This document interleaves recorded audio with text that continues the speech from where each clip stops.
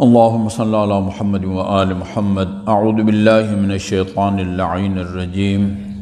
بسم اللہ الرحمن الرحیم.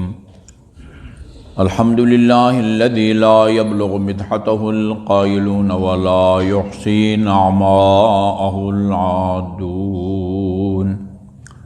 الذي لا يدركه بعد الهمم ولا يناله غوص الفتن. والصلاة والسلام على خير خلقه وأشرف بريته الذي سمي في السماء بأحمد وفي الأرضين بأبي القاسم محمد.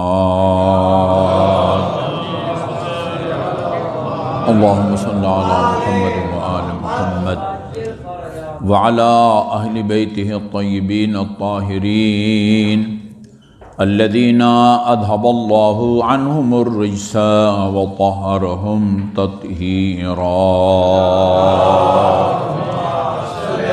اللهم صل على محمد. واللعن الأبدي على أعدائهم أجمعين. اما بعد فقال اللہ الحکیم بسم اللہ الرحمن الرحیم.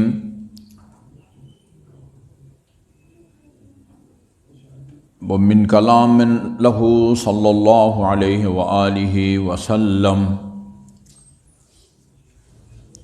قال اللہ تبارک وتعالی فی کتابہ المجید وفرقانہ الحمید حتى إذا جاء أحدهم الموت قال رب ارجعوني لعلي أعمل صالحا فيما تركت كلا إنها كلمة هو قائلها ومن ورائهم برزخ إلى يوم يبعثون.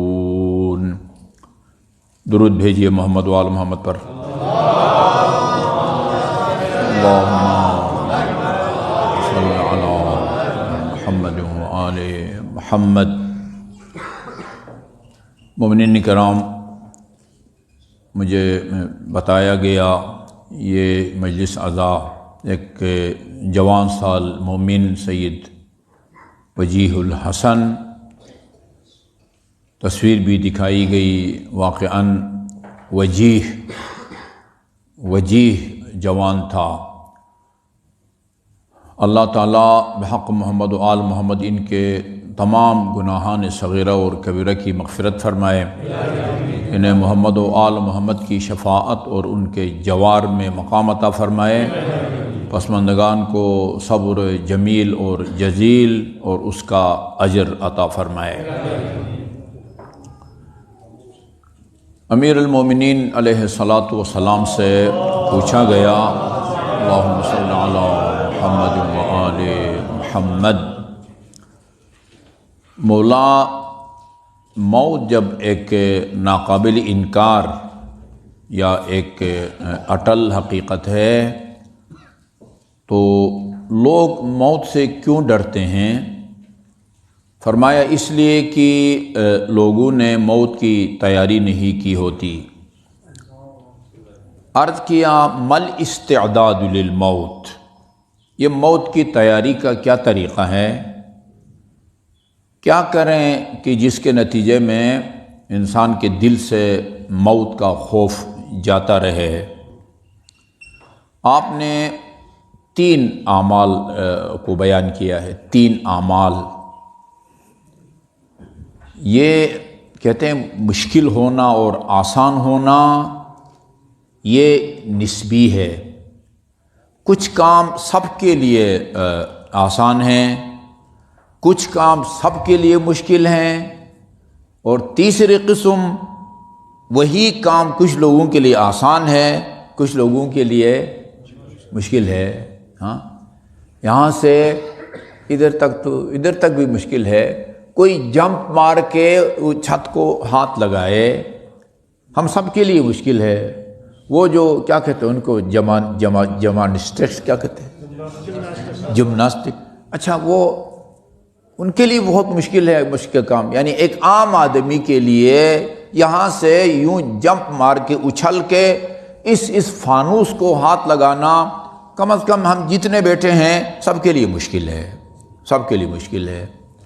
اچھا جی، یہ جو سٹینڈ ہے اس کو آپ دونوں ہاتھ سے اٹھائیں، یہاں ہم جتنے بیٹھے ہیں سب کے لیے آسان ہے.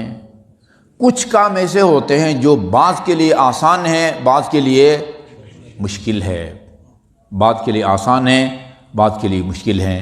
ان کو اصطلاح میں عربی زبان میں نسبی کہتے ہیں، اضافی بھی کہتے ہیں. مجھے اردو میں اس کا کوئی جامع لفظ نہیں آتا. یعنی ایک چیز، یعنی ایک آدمی جس کا قد 5 فٹ ہے وہ 4 فٹ کے مقابلے میں لمبا ہے، 6 فٹ کے مقابلے میں چھوٹا ہے نا. اس کو کیا کہتے ہیں آپ اردو میں؟ نسبی ہے. یعنی اس کے مقابلے میں وہ لمبا ہے، اس کے مقابلے میں یہ قد کا چھوٹا ہے. اس کو نسبی کہتے ہیں، اضافی بھی کہتے ہیں، اضافی. آپ میرے ساتھ اتفاق کریں گے یہ 3 کام جو امیر المومنین نے بتائے ہیں نا، یہ 3 کام اگر کوئی کرے، صرف یہ نہیں کہ وہ موت سے ڈرے گا، نہیں، وہ موت کی تمنا کرے گا. وہ 3 کام کون سے ہیں؟ جب ان کو بیان کروں گا فوراً آپ متوجہ ہوں گے کہ یہ واقعی نسبی ہے. کسی کے لیے آسان ہے اور کسی کے لیے مشکل ہیں. ہاں، نہ جمپ مار کے اس کو ہاتھ لگانے کی طرح ہے سب کے لیے مشکل ہو، نہ اس سٹینڈ کو اٹھانے کی طرح ہے کہ سب کے لیے آسان ہو. نمبر 1، یہ جملہ میں اکثر کہتا ہوں بڑی ذمہ داری سے، اگر کسی کلام کا کلام امیر المومنین ہونا ثابت، وہ اس کو آپ خدا کا قول سمجھیں.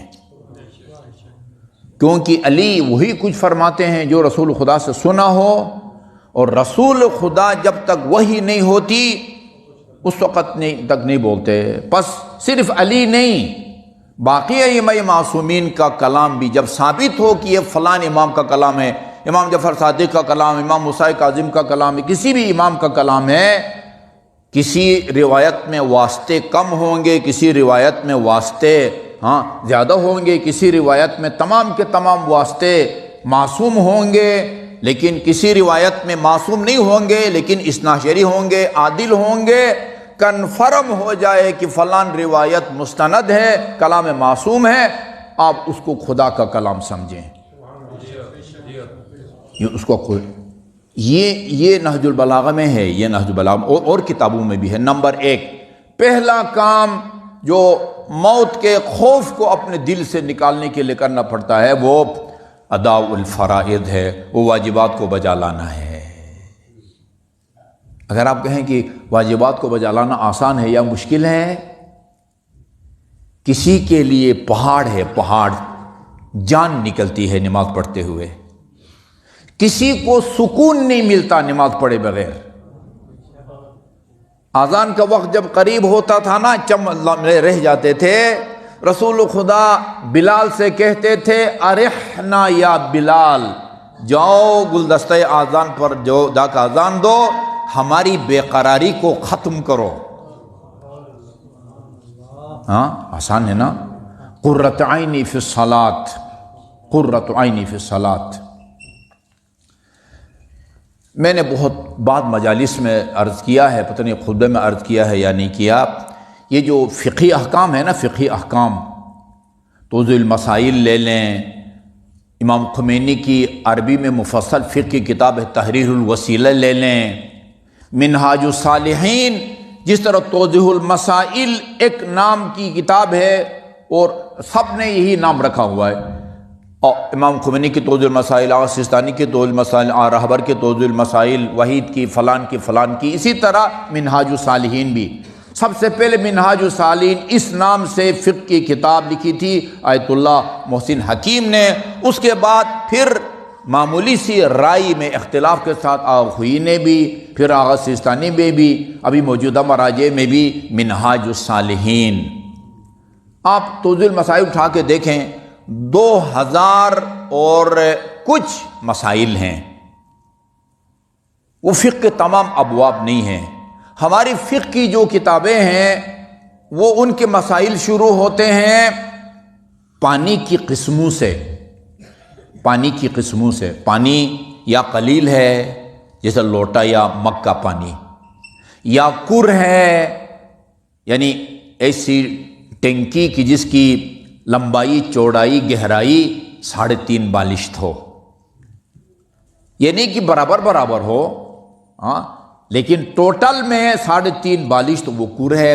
جاری پانی، بارش کا پانی، ہر پانی کے الگ الگ احکام ہیں. لوٹے کے پانی سے چیز کو پاک کرنے کا طریقہ الگ ہے، کر پانی سے الگ ہے، جاری پانی سے الگ. یہاں سے شروع ہوتے ہیں اور یہ مسائل اختتام پذیر ہوتے ہیں حدود اور تعزیرات تک.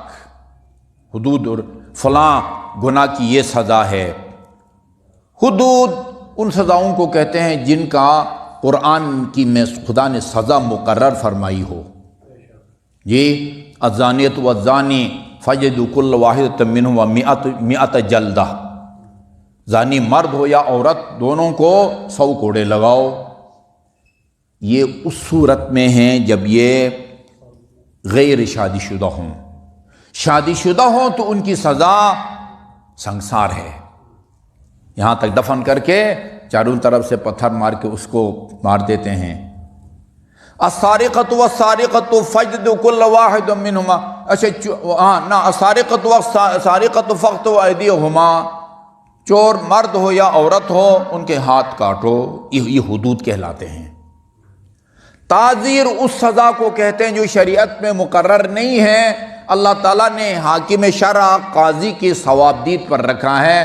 10 تعزیرانے لگاتا ہے، 20 لگاتا ہے، 25 لگاتا ہے، ان کو تعزیرات کہتے ہیں. حدود و تعزیرات. میراث یہ آپ نے دیکھا پانی کی قسموں سے لے کر حدود و تعزیرات تک جو فقہی احکام ہیں ان کے بارے میں 60,000 روایات ہیں.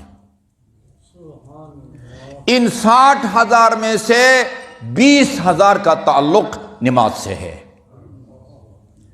یعنی 1/3 روایات اور احادیث نماز یا نماز سے متعلق مسائل، وضو، غسل، قبلہ، جن کو آپ مقدمات نماز کہتے ہیں نا. آپ اندازہ لگائیں اس عبادت کی اہمیت کا کہ 60,000 روایات میں سے 20,000 روایات کے اندر نماز اور مقدمات نماز، نماز کی تیاری سے متعلق وہ مسائل کو بیان کیا گیا ہے. یہ نماز ہے. انہی ممبروں پر بیٹھ کے اس نماز کے خلاف بولا جاتا ہے. قرآن سے بغاوت ہے، ائمہ اہل بیت علیہم الصلاۃ والسلام سے بغاوت ہے. مجھے نہیں معلوم جس زبان سے وہ بندہ خدا کہتا ہے کہ امیر المومنین 24 گھنٹے میں 1000 رکعت نماز پڑھتے تھے، اسی زبان سے کہتا ہے خدا نے قرآن میں نمازی پر لعنت بھیجی ہے. میں نے اپنے کانوں سے سنا ہے. دلیل کے طور پر ویل للمصلین کو پیش کرتا ہے، اور یہی ویل للمصلین کو نماز کے خلاف یزید اپنے اشعار میں استعمال کرتا تھا. کہتا تھا ما قال ربک ویل للہ شربوا، شراب خوری کے حق میں اور ترک صلاۃ کے نماز کے خلاف. ما قال ربک ویل للہ شربوا، تمہارے رب میں قرآن میں کہیں نہیں فرمایا کہ شراب خور کے لیے ویل ہے، بل قال ربک ویل للمصلین، تمہارے رب نے تو کہا ہے نماز گزاروں کے لیے ویل ہے. نماز گزاروں کے لیے ویل ہے. آیت کا دوسرا حصہ پڑھو نا. ویل للمصلین الذین ہم عن صلاتہم ساہون. نماز گزار کے لیے ویل نہیں ہے، ان نماز گزاروں کے لیے ویل ہے جو نماز کے معاملے میں سستی برتتے ہیں. ان کے لیے ویل ہے. وہ یزید کجا، وہ یہ ممبر حسینی کجا. ادا الفرائض، نماز کسی کے لیے آسان ہے، کسی کے لیے قرآن میں بھی ہے انہا لکبیرۃ الا علی الخاشعین، یہ نماز بہت سنگین ہے مگر ان لوگوں کے لیے جو خاشع ہیں. جی وہ ان کی روح تڑپتی ہے نماز کے لیے، اور بلال سے کہتے ہیں کہ اٹھو اور ہماری بے قراری کو ختم کرو. ایک نمبر 2 واجتناب المحارم، یہ بھی ایسے ہی ہے، یہ بھی ایسے ہی ہے. حرام کاموں سے بچنا کسی کے لیے آسان ہے اور کسی کے لیے مشکل ہے، نہ سب کے لیے آسان ہے نہ سب کے لیے مشکل ہے، نسبی ہے، یہ نسبی، اس کا آسان ہونا اور مشکل ہونا نسبی ہے۔ تیسرا عمل بڑی حیرت کی بات ہے، جتنی اہمیت امیر المومنین علیہ الصلاۃ والسلام نے واجبات کو بجا لانے کو دی ہے اور حرام کاموں کو ترک کرنے کی اہمیت دی ہے، اتنی ہی اہمیت تیسری چیز کو دی ہے، وہ ہے واشتمال المکارم، اخلاق حسنہ سے بندہ آراستہ ہو، بد اخلاق نہ ہو، خوش اخلاق ہو، خصوصاً اپنے اہل خانہ کے ساتھ۔ پھر فرمایا فَإِذَا فَعَلْتَ ذَلِكَ، یہ تین کام اگر کر لو نا، واجبات کی پابندی کرو، کسی واجب کو ترک نہ کرو، حرام کاموں کو سے پرہیز کرو، کسی حرام کے کام کے قریب نہ جاؤ، فَلَا تُبَالِي، پھر تمہیں پرواہ نہیں ہونی چاہیے، او وقعت علی الموت او وقع الموت علیک، کہ موت تیرے اوپر گرتی ہے یا تو موت کے اوپر جا کے گرتا ہے۔ اکثر اوقات ایسا ہوتا ہے، ایک روایت ہے وہ پوری نہیں سنائی جاتی ہمیں مجالس میں، یا اس کا شروع کا حصہ سنایا جاتا ہے یا آخری حصہ سنایا جاتا ہے۔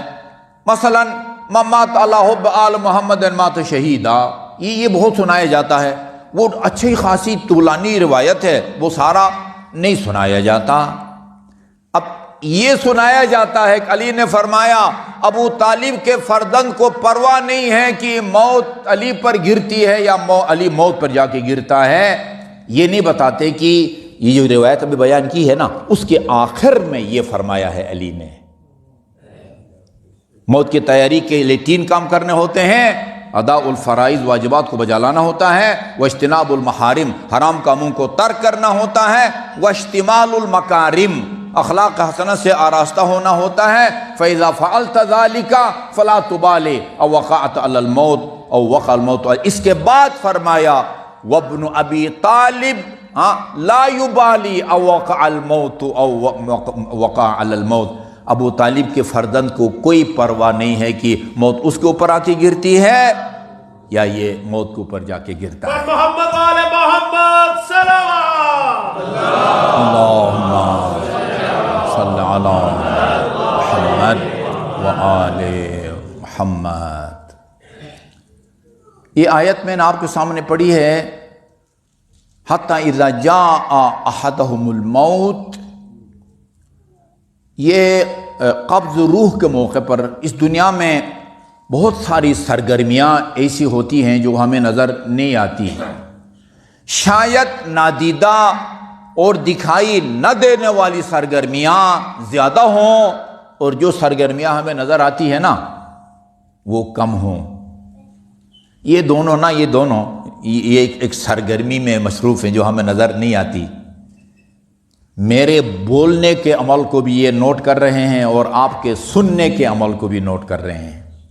آپ اپنے گھروں سے چل کے یہاں تک آئے ہیں نا، آپ کے قدموں کا بھی انہوں نے وہ کیا ہوا ہے نا، مسجد جو آتا ہے نا، رسول خدا سے کسی نے کہا تھا یا رسول اللہ میرا گھر مسجد سے دور ہے، میں اس کو فروخت کر کے مسجد کے قریب وہ مکان لینا چاہتا ہوں تاکہ مسجد پہنچنا آسان ہو۔ کہا کہ میں تمہیں اس کا مشورہ نہیں دوں گا، دور سے آیا کرو، اس لیے کہ جتنے قدم اٹھاؤ گے مسجد آنے کے لیے اتنے نیکیاں تمہارے نامہ اعمال میں لکھی جائیں گے، قریب سے آؤ گے تو ان نیکیوں سے محروم ہو جاؤ گے۔ یہ سرگرمی ہے۔ وہ روایت ہے بحار الانوار کی جلد نمبر 39 میں، جس محفل میں امیر المومنین کے فضائل بیان ہوتے ہوں، یہ روایت آپ نے سنی ہو یا نہ سنی ہو، حدیث کے ساتھ تو تقریباً ہماری مسجد میں ہر جمعہ کو نماز مغربین کے بعد پڑھتے ہیں، اس میں کلیئر لکھا ہوا ہے، سنیوں نے بھی اس کو لکھا ہے کہ بھائی وہ جب تک یہ محفل منتشر نہیں ہوتی فرشتے ان کو گھیر لیتے ہیں اور ان کے لیے طلب مغفرت کرتے رہتے ہیں۔ ہم حدیث کی کتاب پڑھ رہے ہوتے ہیں، کوئی فرشتہ آپ کو نظر آتا ہے وہاں؟ امیر المومنین کے فضائل بیان ہوتے ہیں، اس کو گھیر لیتے ہیں فرشتے، وہ ہم کو نظر نہیں آتے۔ سورہ طارق میں لکھا ہوا ہے جب آپ گھر سے آتے ہیں تو آپ کی حفاظت کے لیے مامور فرشتے آپ کے ساتھ ہوتے ہیں. امیر المومنین نہج البلاغہ میں فرمائے 4 فرشتے وہ آپ کی حفاظت کے لیے ساتھ ہوتے ہیں. وہ مقررہ موت کی تاریخ جب آتی ہے تو پھر جو ہے نا وہ جس طرح جب آدمی کی وزراء حکومت چلی جاتی ہے نا پھر وزراء سے سیکورٹی جو ہے نا وہ لے لی جاتی ہے. یہ بندہ کا یہ حال ہو جاتا ہے. آپ گھر سے آتے ہیں قرآنی آیت اور علی کے فرمان کے مطابق آپ کی حفاظت کے لیے فرشتے آتے ہیں. وہ آپ کو نظر آتے ہیں؟ نہیں نظر آتے.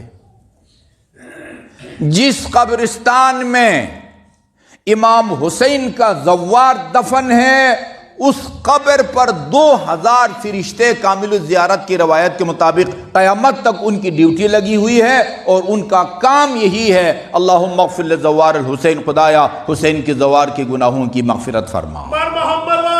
جدھر بھی آپ جائیں اللہم صلی اللہ علیہ محمد وعلی محمد. یہ آج میں نے روایت پڑھی تھی، جمعہ کے خطبے میں بیان کیا ہے. وہ اعمال جن کے نتیجے میں انسان کی عمر بڑھ جاتی ہے ان میں سے ایک امام حسین علیہ السلام کی زیارت بھی ہے. وسعت رزق بھی نصیب ہوتی ہے اور طول عمر بھی نصیب ہوتا اس خوش قسمت کو جو امام حسین کی زیارت کرے عارفا بحقہ، بشرطی کہ اس کے دل میں حسین کی معرفت ہو. یہ اخلاق.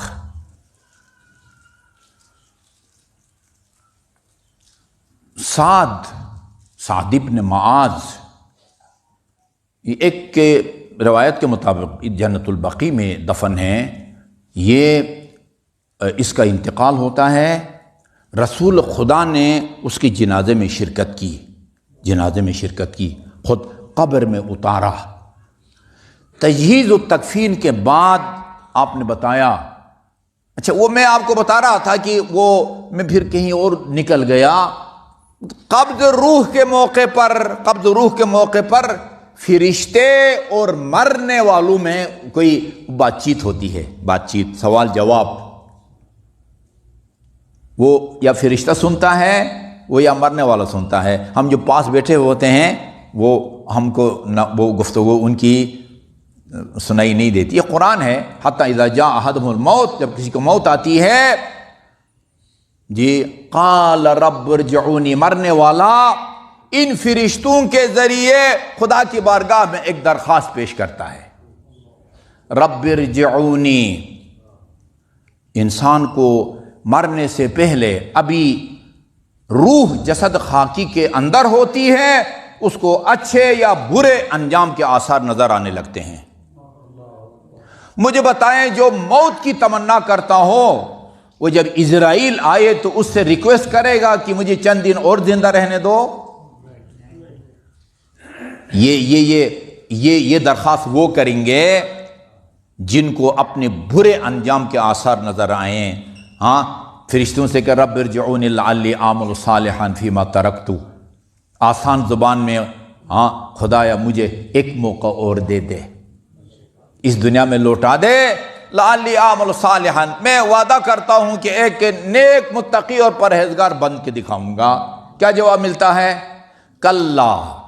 کلا کا مطلب نہیں ہرگز نہیں، یہ سنت الہی کے خلاف ہے. اذا جاء اجلہم لا یستأخرون ساعتا ولا یستقدمون. ایک لمحہ کی تقدیم اور تاخیر نہیں ہوتی اگر موت کی مقررہ تاریخ آتی ہے. وَمِنْ وَرَائِهِمْ بَرْزَخٌ إِلَى يَوْمِ يُبْعَثُونَ. اب یہ برزخ میں قدم رکھے گا اور وہ یہ برزخ میں برزخی زندگی گزارے گا قیامت تک. وہ معاذ کی میں سعد کی آپ کو بات سنانے لگا. تجہیز تکفین کے بعد رسول خدا فرماتے ہیں کہ سعد کے جنازے میں ایک روایت کے مطابق 70,000، دوسری روایت کے مطابق 90,000 فرشتوں نے جبرائیل امین کی قیادت میں آ کے اس کے تشییع جنازے میں شرکت کی. رسول خدا نے دیکھیں، میں اکثر یہ جملہ عرض کرتا ہوں، اللہ تعالیٰ کے ہاں نہ رسول اور امام کے ہاں کوئی پارٹی بازی نہیں ہے. خدا بھی کلیے بتاتا ہے، رسول بھی کلیے بتاتے ہیں، ائمہ معصومین بھی ادھر نہ سفارش چلتی ہے، نہ ادھر کوئی پارٹی بازی چلتی ہے، ہاں نہ ادھر کوئی رشتہ داری چلتی ہے. یہاں سب کچھ دار و مدار انسان کے عمل کے اوپر ہوتا ہے. ساتھ رسول خدا فرماتے ہیں کہ جبرائیل سے میں نے پوچھا کہ یہ اس کے کس عمل کے نتیجے میں یہ اس قابل ہوا کہ خدا نے تمہارے قیادت میں 90,000 یا 70,000 فرشتوں کو تشییع جنازہ کے لیے بھیجا ہے. جو عمل یہ ساتھ کرتا تھا نا، یہ عمل میں اور آپ بھی کریں گے، ہمارے جنازے میں بھی یہ شرکت کریں گے. ساتھ کے ساتھ نہ خدا کی کوئی رشتہ داری تھی نہ فرشتوں کی کوئی رشتہ داری تھی. کیوں یہ آئے فرشتے اس جنازہ میں شرکت کے لیے؟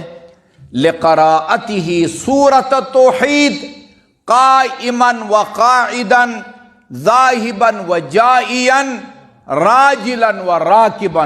یہ بیٹھا ہوا ہوتا، کھڑا ہوتا، کہیں جا رہا ہوتا، واپس آ رہا ہوتا، پیدل جا رہا ہوتا، سواری پہ سوار ہو کے جاری کرتا.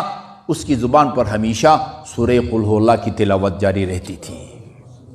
لقراءتہ سورۃ التوحید. یہ دیکھیں، آدمی رونگٹے کھڑے ہو جاتے ہیں بندے کے، جس کے جنازے میں یعنی ہر وقت سورہ توحید کی تلاوت کی وجہ سے 90,000 یا 70,000 فرشتے اس کی تشییع جنازہ میں شرکت کے لیے آتے ہیں. تو تدفین کے بعد رسول خدا اس کے گھر گئے، مرحوم کے گھر. ایسا لگتا ہے کہ شاید اس کا باپ پہلے مر گیا تھا.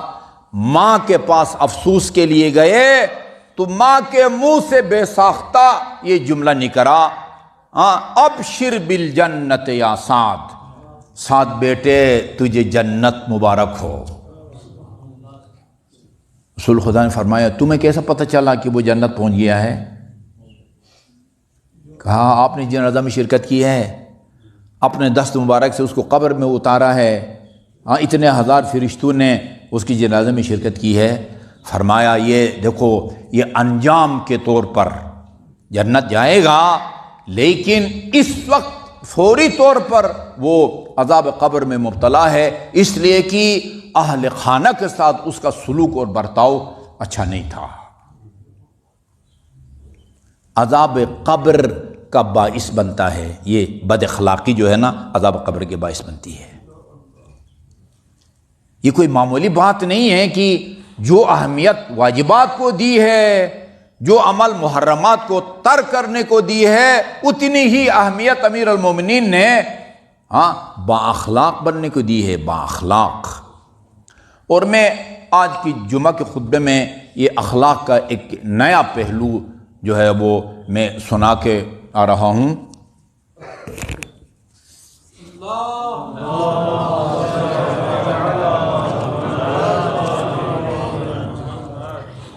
میں 8 قرآنی آیات نوٹ کر کے اپنی ڈائری میں لے کے آیا تھا، جن کا مضمون یہ ہے کہ تم لوگوں کو معاف کرو گے تو خدا تمہیں معاف کرے گا. لوگوں کو معاف کرو گے تو خدا تمہیں معاف کرے گا. روایات بہت ساری تھی، 3-4 روایات میں نے وہاں وہ نقل کی ہیں.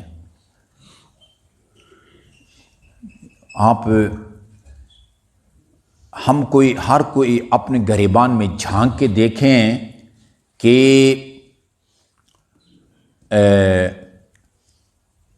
ہم نے لوگوں سے بہت زیادہ زیادتی کی ہوگی، ظلم کیا ہوگا اپنی زندگی میں، یا اپنے اوپر زیادہ ظلم کیا ہوگا.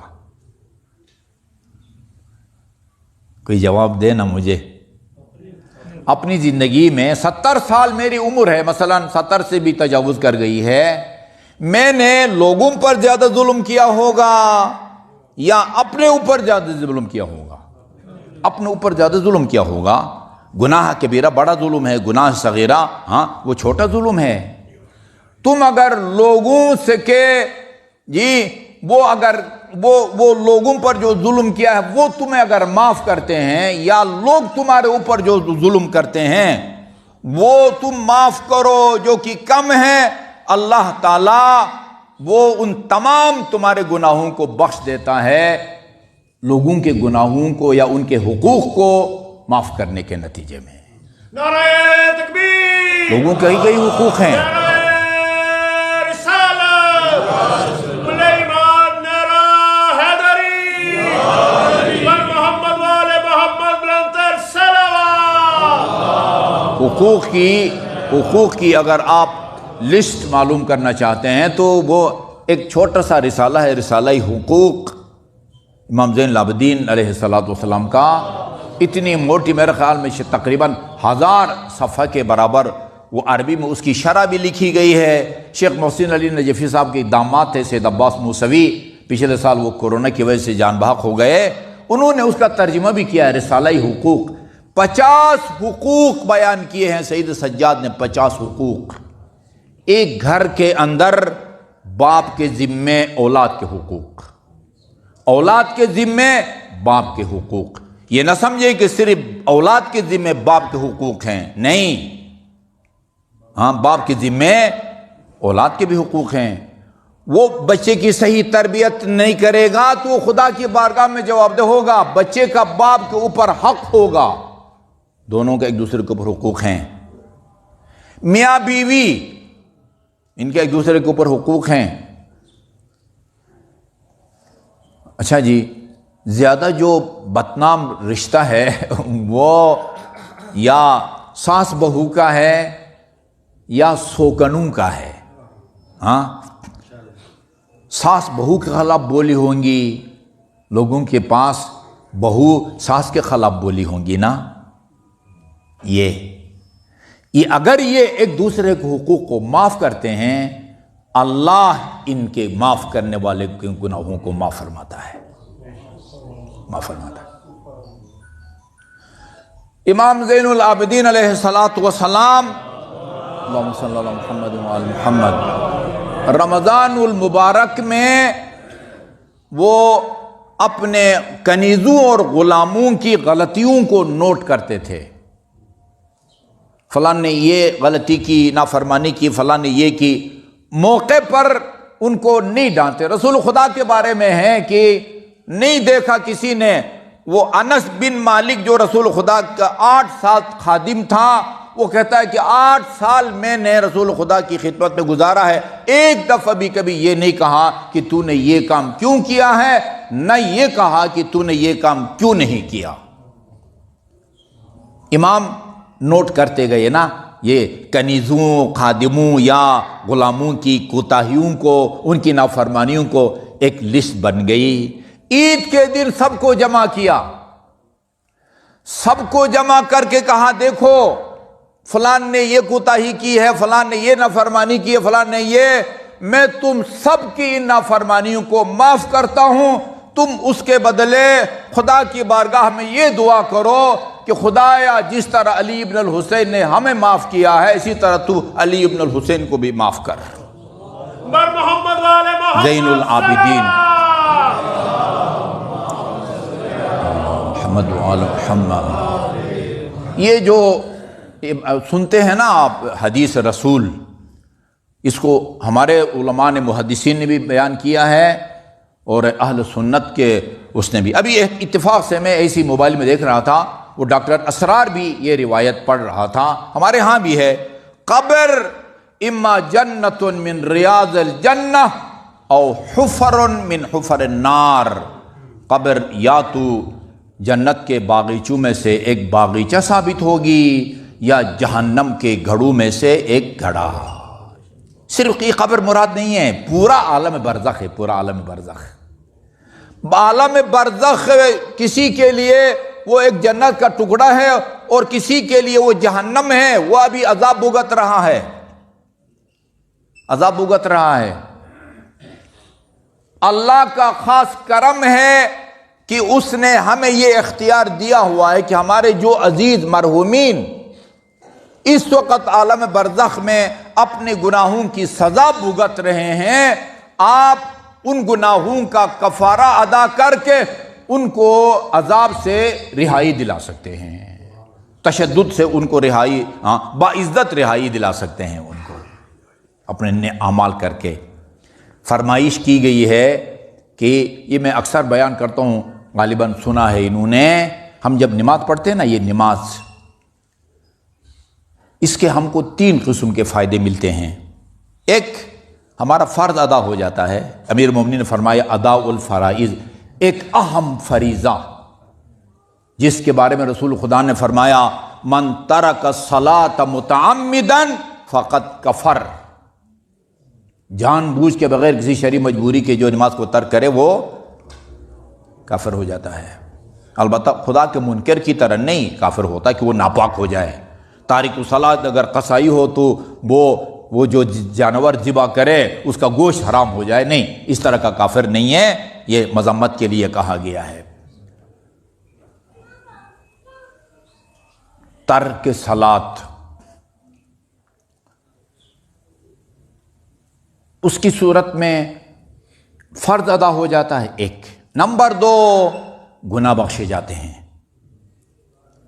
یہ رسول خدا کی حدیث ہے کہ نماز کے نتیجے میں گناہ بخشے جاتے ہیں، اور امیر المومنین نے نہج البلاغہ کی خطبہ نمبر 197 میں رسول خدا کے اس فرمان کو کوڈ کیا ہے اور فرمایا وَلَقَدْ شَبَّهَهَا رسول اللہ بِالْحُمَّةِ عَلَى بَابِ رَجُلٍ، رسول خدا نے فرمایا یہ تم 5 وقت کی نماز پڑھتے ہو، یہ اس گرم چشمے کے مانند ہے جو تم میں سے کسی کے گھر کے دروازے پر قدرتی طور پر پھوٹتا ہو۔ یغتسل منہا کل یوم 5 مرات، اس پانی سے گھر کا مالک دن میں 5 مرتبہ نہاتا ہو۔ فما عسى ان يبقى علیہ شیء من الدرن، جس آدمی کے گھر کے دروازے پر گرم چشمہ پھوٹتا ہے اور وہ بلا ناغہ 5 مرتبہ نہاتا ہے، یہ ممکن نہیں ہے کہ اس کے ذمے کو، اس کے بدن پر کوئی میل کچیل باقی رہ جائے۔ اسی طرح فرمایا نہج البلاغہ میں فرماتا رسول خدا نے فرمایا فَإِنَّهَا، یہ نماز جو ہے تَحُطُّ الذُّنُوبَ حَتَّى الْوَرَقِ، جس طرح وہ گرم چشمہ تمہارے میل کچیل کو دور کر دیتا ہے، اسی طرح 5 وقت کی نماز بھی تمہارے گناہوں کو اس طرح مٹاتی ہے جس طرح موسم خزاں کی سردی درخت کے پتوں کو گراتی ہے۔ اور عجیب بات ہے، بالکل یہی الفاظ تحط الذنوب حتی الورق، محمد اور آل محمد پر صلوات کے بارے میں بھی رسول خدا کے یہی الفاظ ہیں۔ اللہم صلی علی محمد۔ تیسرا فائدہ، ایک اضافی ثواب ملتا ہے آپ کو۔ آپ نماز پڑھیں گے، ہاں، آپ کا فرض ادا ہوگا، کسی اور کا فرض ادا نہیں ہوگا۔ ہاں، کسی کے مرنے کے بعد اگر آپ اس کی طرف سے نمازیں پڑھتے ہیں قضا، وہ ایک الگ بات ہے۔ یہ جو ابھی ہم نے نماز مغربین پڑھی ہے، ہمارا فرض ادا ہوگا ہے، اپنے کسی تارک الصلاۃ باپ دادا ماما خالہ کی جو ہے نا وہ فرض ادا نہیں ہوگا۔ گناہ آپ کے بخشے جائیں گے 5 وقت کی نماز کے نتیجے میں، کسی اور کے نہیں بخشے جائیں گے۔ ایک اضافی ثواب دیتا ہے اللہ تعالیٰ، اضافی ثواب۔ اس ثواب کے آپ اس طرح مالک بنتے ہیں جس طرح مہینے کے آخر میں تنخواہ کے مالک بنتے ہیں، یا اگر دکاندار ہیں، ہاں، وہ شام کو جو کچھ کمایا ہے اس کے آپ مالک بنتے ہیں نا۔ یہ اضافی ثواب آپ جس کی روح کے لیے ہدیہ کریں گے اللہ تعالیٰ اس تک پہنچا دیتا ہے۔ اپنے زندہ والدین کو ہدیہ کریں تو اس کا ثواب ان کو مل جاتا ہے، مرحوم والدین کو ہدیہ کریں ان کو مل جاتا ہے، امام زمان کے لیے ہدیہ کریں، ہاں، وہ امام زمان کو ملتا ہے۔ یہ نہیں کہ امام زمان ہاں وہ ہمارا محتاج ہے، نہیں، اللہ تعالیٰ کے ہاں درجات میں کوئی کمی نہیں ہے۔ یہ دوسری رکعت میں کھڑے ہونے کے بعد کہتے ہیں نا وَتَقَبَّلْ شَفَاعَتَهُ وَارْفَعْ دَرَجَتَهُ، وہ رسول جو انبیاء کی شفاعت کریں گے اس کے بارے میں مستحب ہے یہ کہو خدایا میرے حبیب رسول خدا کے درجات کو اور بلند فرما۔ جی، جس کے لیے چاہے آپ ہدیہ کریں اس کو مل جاتا ہے۔ اور آخر میں روح مکتب کی آپ کی خدمت میں کروں، وہ ہے امیر المومنین علیہ الصلاۃ والسلام اور آپ کی اولاد پاک کی ولایت۔ اگر بندہ ولایت کا قائل ہے، توحید، عدل، نبوت، امامت اور قیامت اور اس نے واجبات کو ترک کیا ہو، حرام کاموں کا مرتکب ہوا ہو، یہ برزخ میں کسی کا برزخ طولانی ہے، کسی کا مختصر ہے، برزخ میں وہ عذاب بھگتے گا، اور آخر کار جلدی جلدی اگر آپ نے نمازیں پڑھوائی، حج بھی کروایا، روزے بھی رکھوائے، جلدی عذاب ٹل جائے گا۔ جتنی تاخیر کریں گے اتنا ہی کفارہ کی ادائیگی میں اس کو وہاں عالم برزخ میں عذاب کی صورت میں وہ رکنا پڑے گا۔ لیکن اگر ولایت کا منکر ہے تو ادھر بھی معاقب ہے، یہ بھی جہنم ہے، ادھر البتہ یہ جہنم ٹیمپریری ہے، اس جہنم میں جانے کے بعد علی کی ولایت کا منکر ہمیشہ کے لیے جہنم میں ہے۔ اور امام جعفر صادق علیہ السلام نے فرمایا، اللہم صلی علی محمد و آل محمد، فرمایا میں علی سے ولادت کی وجہ سے اتنا فخر نہیں کرتا جتنا علی کی ولایت کے اقرار پر میں فخر کرتا ہوں۔ کتنے واسطوں سے علی کے فرزند ہیں؟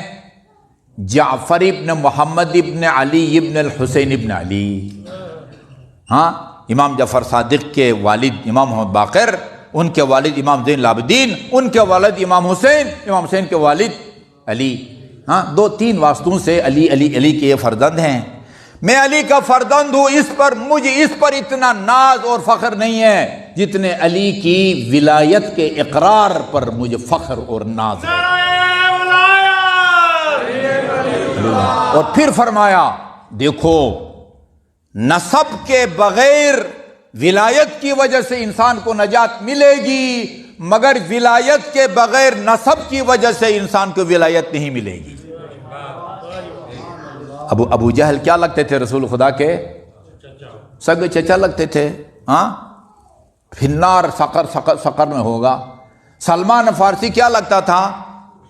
کچھ نہیں لگتا تھا، مجوسی تھا پہلا، اور اتنا کردار ثابت کیا کہ وہ کہہ دیا سلمان من اہل بیت۔ امام جعفر صادق کے سامنے کسی نے سلمان فارسی کہا، فرمایا اس کو فارسی نہ کہا کرو، اس کو سلمان محمدی کہا کرو۔ کہ حسب کے بغیر ولایت نجات کا باعث ہوگی، مگر ولایت کے بغیر حسب نسب رشتہ داری یہ کام نہیں آئے گی۔ موت کا خوف، یہ کم از کم ہفتے میں ایک دفعہ یہ ہم پڑھتے ہیں۔ یہ یہودی جو ہے نا آپ سے آ کے کہیں گے کہ ہم اللہ تعالیٰ کے دوست ہیں، وقالت الیہود، یہودی کیا کہیں گے؟ ہم اللہ تعالیٰ کے دوست ہیں اور کوئی دوست نہیں ہے۔ آپ ان سے کہیں فتمنوا الموت ان کنتم صادقین، تم اگر اللہ کی دوستی میں سچے ہو، تم اپنی دوائی محبت میں، تو ذرا وہ موت کی تمنا کر کے دکھاؤ۔ پھر خدا خود فرماتا وَلَا يَتَمَنَّوْنَهُ أَبَدًا، میرے حبیب یہ کبھی بھی موت کی تمنا نہیں کر سکیں گے۔ کیوں نہیں کر سکیں گے؟ وَذَلِكَ لِمَا قَدَّمَتْ أَيْدِيهِمْ، ان کو پتہ ہے کہ ہم آگے کیا کچھ ہم نے بھیجا ہوا ہے، اس گھر کو آباد کرنے کے لیے کیا کچھ ہم نے اس کا پتہ ہے۔ جن کو پتہ ہے آگے ہم نے کیا بھیجا ہے، ان کو پتہ ہے کہ میں صرف جنت کا مستحق نہیں ہوں، جنت میرے لیے مشتاق ہے، جس طرح جنت اس کے لیے مشتاق ہوتی ہے، یہ موت کا مشتاق ہوتا ہے۔ یہ آپ کو صرف خاندان عصمت و طہارت میں ملیں گے، اور کہیں نہیں ملیں گے، آپ یہ نہیں ملیں گے۔ قاسم ابھی نابالغ تھے، اس کے الفاظ ہے نا، ابھی حضرت قاسم کی وہ شہادت نہیں پڑھ رہا، لیکن جب پوچھا کہ کل کے شہداء میں میرا نام شامل ہے یا نہیں، امام حسین سے پوچھا، چچا سے، فرمایا بیٹے یہ تو میں کل جواب دوں گا۔ 4 سال کے تھے قاسم جب امام حسن شہید کیے گئے، اس طرح پالا تھا جس طرح ایک باپ بیٹے کو پالتا، بلکہ اس سے بھی زیادہ شفقت سے پالا تھا، کہیں باپ کے سایہ سے محروم ہونے کا احساس نہ ہونا قاسم کو۔ عجیب محبت تھی قاسم کو امام حسین سے، اور امام حسین کو قاسم سے۔ کسی کے بارے میں نہیں ملتا کہ جب روانہ کیا قاسم کو چچا نے وہ بھتیجے کو اور بھتیجے نے چچا کو گلے لگایا، بکیا وحتی غشی علیہما، دونوں چچا اور بھتیجے اتنے روئے بے ہوش ہو کے دونوں زمین پر گر گئے۔ کیا کہتے ہیں موت، یہ تو یہ بعد میں بتاؤں گا، یہ بتاؤ موت کو کس نگاہ سے دیکھتے ہو؟ فرمایا احلا احلا من العسل۔ ابھی 2 محرم کو کربلا کے میدان میں قدم رکھا تھا، اچانک امام علیہ الصلوۃ والسلام کی زبان سے یہ جو ہے نا آیہ کریمہ انا للہ و انا الیہ راجعون، اس کو کلمہ استرجاع کہتے ہیں، کلمہ استرجاع۔ امام نے یہ آیت پڑھی، حضرت علی اکبر نے پوچھا بابا یہ کسی مصیبت کے موقع پر بولی جاتی ہے جب کسی کا کوئی عزیز بچھڑ جائے؟ وبشر الصابرین الذین اذا اصابتهم مصیبۃ قالوا انا للہ و انا الیہ راجعون۔ مرحوم وجیہ الحسن کے لواحقین کے لیے یہ اس آیہ کریمہ میں ایک بہت بڑی مبارکبادی ہے۔ وبشر الصابرین الذین اذا اصابتهم مصیبۃ قالوا انا للہ و انا الیہ راجعون۔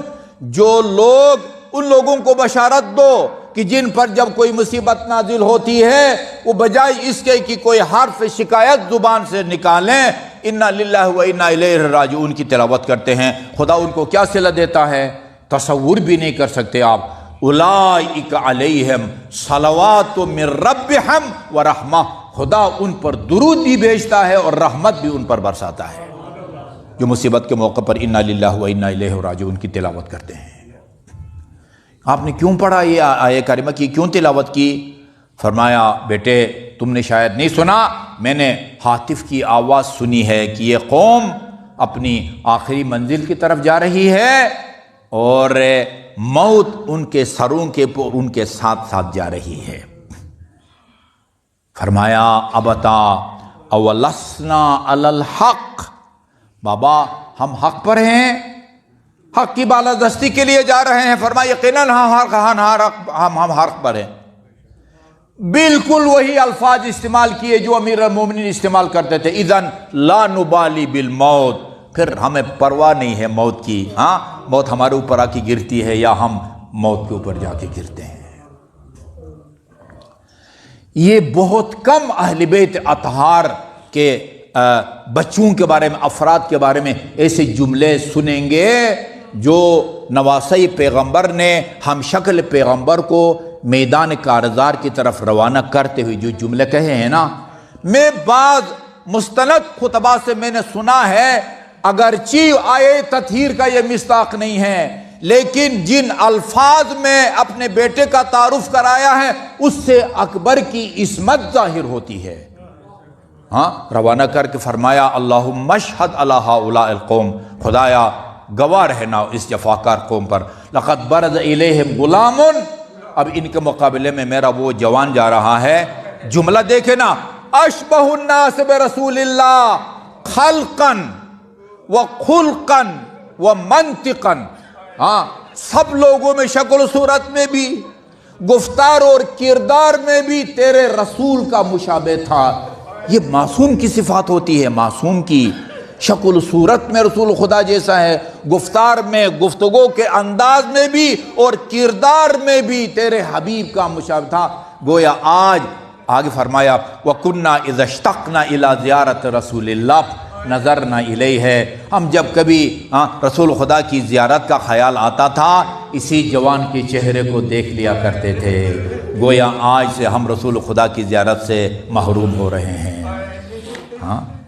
جہاد کیا جا کے مجروح ہو کے، وہ بدن سارا لہو لہو ہے، اور بابا کے پاس آ کے ایک سوال کیا، ایک سوال آپ نے سب نے سنا ہے، بابا العطش قد قتلنی، پیاس مارے ڈال رہی ہے، وثقل الحدید اجہدنی، اسلحے کا بوجھ الگ ہے، حل الی شربت ماء من سبیل لاتقوی بها علی الاعداء، ایک گھون پانی کا اگر مل جائے میں بہتر ان اشقیاء، ان دشمنان خدا کا مقابلہ کر سکوں گا۔ روایات کے الفاظ یہ ہیں، 7 تاریخ کے بعد جفت الاوانی والقرب، خیموں میں جتنے برتن تھے سارے خشک تھے، جتنے مشکیزیں تھے سارے خشک تھے، اس کا اکبر کو بھی پتا تھا، حسین کو بھی پتا تھا، پھر بابا سے کیوں پانی مانگ رہے ہیں؟ جب پتا ہے کہ سارے مشکیزیں خشک ہیں، سارے برتن خشک ہیں۔ اس کا جواب یہ لکھتے ہیں علماء کرام، اس کی وجہ یہ ہے اکبر کو یاد تھا بچپن میں کئی دفعہ ایسا ہوا، انگور کا موسم نہیں ہوتا تھا، انگور مانگتے تھے، جنت سے منگوا کے دیتے تھے۔ ہاں، وہ غیر موسمی پھل کی فرمائش کرتے تھے، جنت سے منگواتے تھے۔ اس خیال سے فرمایا حل الہ شربت ماء من سبیل، شاید بطور معجزہ کوثر کا کوئی جام منگوا کے میرے حلق کو تر کریں۔ فرمایا بیٹے اکبر، ہاں ذرا اپنی زبان بابا کی زبان میں رکھ کے دیکھو۔ ایک لمحے کے لیے زبان رکھی اور یہ کہہ کے فوراً نکالی، لسانک ابیض من لسانی بابا، آپ کی زبان تو میری زبان سے بھی زیادہ خشک لگتی ہے۔ پھر فرمایا جاؤ۔ مرحوم صدوق کی کتاب ہے فضائل الشیعہ، میں تاکید کرتا ہوں جمعہ کے خطبے میں بھی 2 کتابچے ہیں مرحوم صدوق کے، وہ ہماری مسجد کے سامنے جو کتاب خانہ ہے اس میں ہے فضائل الشیعہ، صفات الشیعہ، 2 فضائل الشیعہ، شیعوں کے فضائل بیان کیے ہیں۔ پھر دوسرے کتابچے میں یہ بتایا کہ یہ جن کے یہ فضائل ہیں وہ ہوتے کون ہیں، وہ کن صفات کے حامل ہوتے ہیں۔ سب سے پہلی حدیث یہ ہے اس کتاب میں، سب سے پہلی عبداللہ بن عمر نقل کرتے ہیں کہ ہم نے رسول خدا کے سامنے علی کا ذکر کیا، رسول خدا غضبناک ہو گئے۔ علی کو فضائل بیان کیے تھے اس لیے غضبناک ہو گئے۔ علی کا ذکر کرنا تو عبادت ہے۔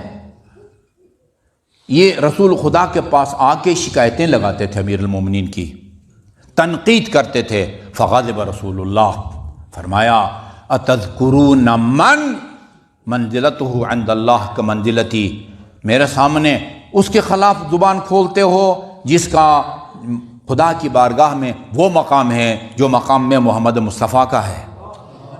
الا، فرمایا الا من حب علی، یاد رکھو جس کے دل میں علی کی محبت ہوگی، لا یخرج من الدنیا حتی یشرب من الکوثر، اس وقت تک وہ اس دنیا سے نہیں جائے گا، اس کو موت نہیں آئے گی جب تک اپنی زندگی میں کوثر کا جام نہ پیے۔ کیا خیال ہے، کوئی علی کا محب تو ہونا چاہیے نا اس دنیا میں جو مرنے سے پہلے کوثر کا جام پیے۔ رسول خدا نے فرمایا ہے، میں آپ کو بتاؤں کوئی ہو یا نہ ہو، ہم شکل پیغمبر وہ ہیں کہ جس نے شہادت سے چند لمحے سے پہلے نانا کے ہاتھ سے کوثر کا جام پیا ہے۔ فرمایا جاؤ، ہاں، اور رسول خدا تمہیں کوثر کے جام سے سیراب کریں گے۔ وہ جب زین فرض سے سنبھل نہ سکے نا، آواز دی اپنے بابا کو، فرمایا بابا اپنے فرزند کی خبر لیجئے۔ پھر فرمایا میرے جد نے وہ جام پلایا ہے، اب مجھے کبھی پیاس نہیں لگے گی، اور آپ کا جام اپنے ہاتھ میں لے کے آپ کا انتظار کر رہے ہیں۔ رسول خدا،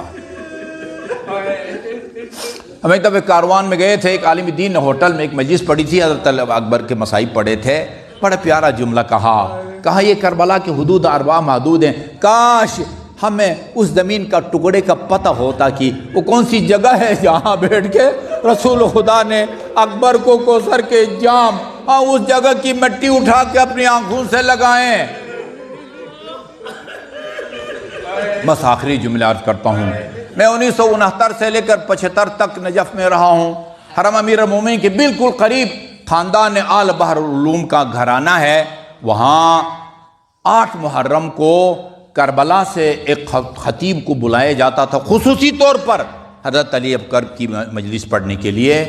وہ پڑھا کرتے تھے ایک جملہ، کہتے تھے کہ جس گھوڑے پر سوار ہو کے ہم شکل پیغمبر گئے تھے، وہ جس نسل سے اس کا تعلق تھا اس کو فرس اصیل کہتے تھے۔ اس کی خصوصیت یہ ہوتی تھی، گھوڑے عام طور پر ہوشیار ہوتے ہیں، مگر اس کی خصوصیت یہ ہوتی تھی کہ جہاں سے چلتا، جب تک اس کو یہ احساس ہوتا کہ کہ میرے سوار میں سنبھلنے کی طاقت موجود ہے، وہ سوار کی اشاروں پر چلتا تھا، اور جب یہ محسوس کرتا تھا کہ اب کسی وجہ سے میرے سوار میں سنبھلنے کی طاقت ختم ہو گئی ہے، واپس اس کو اسی جگہ پہنچاتا تھا جہاں سے چلا ہوتا تھا۔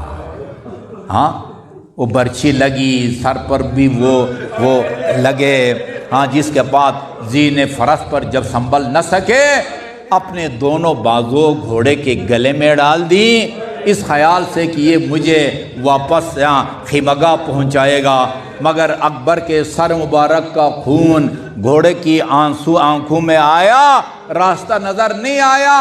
ہاں، فحملہ الی معسکر الاعداء، دشمن کے نرغون تک پہنچایا۔ اب یہ جملہ کس شہید کے بارے میں آپ کو نہیں ملے گا، فقطعوہ اربا اربا، ہاں، وہ تلوار سے ہم شکل پیغمبر کے بدن کے ٹکڑے ٹکڑے کر دیے۔